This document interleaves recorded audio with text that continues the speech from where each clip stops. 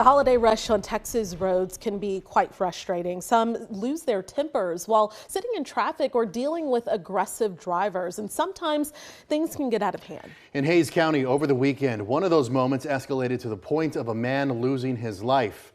Sam Stark talks to law enforcement about how a simple drive on a holiday weekend turned deadly.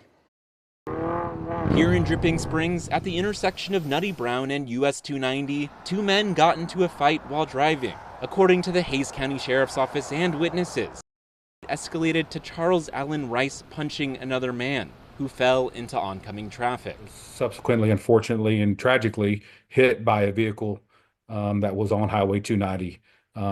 That victim was transported to an area hospital where he was later, unfortunately, pronounced deceased. Investigators arrested Rice and charged him with manslaughter, a second-degree felony. He was later released with a $25,000 bond.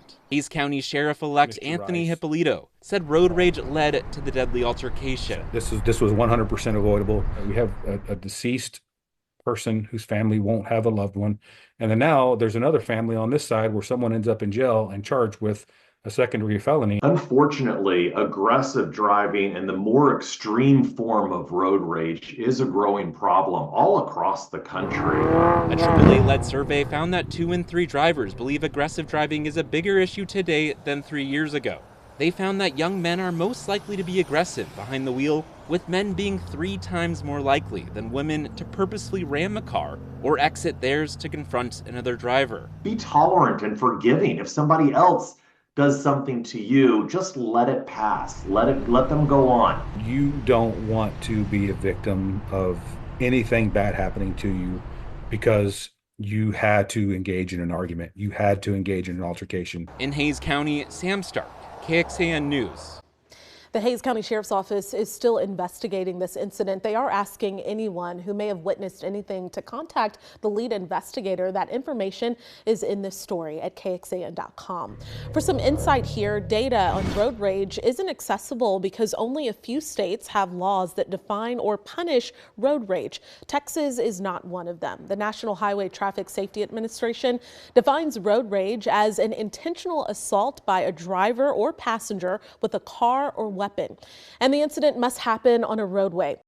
This definition, a nonprofit called the Gun Violence Archive, gathered some data, but only for gun-related events. It found Texas is the #1 state for road rage incidents, according to the archive's data from 2014 to 2023.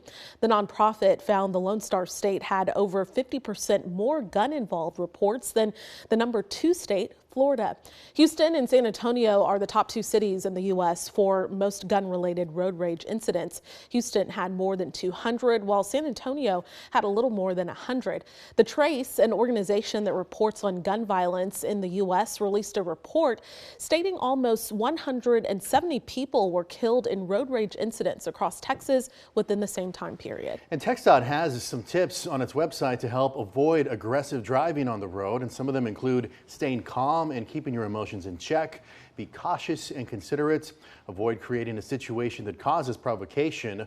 Avoid eye contact. And if you do spot an angry driver, just give them some room. No need to engage.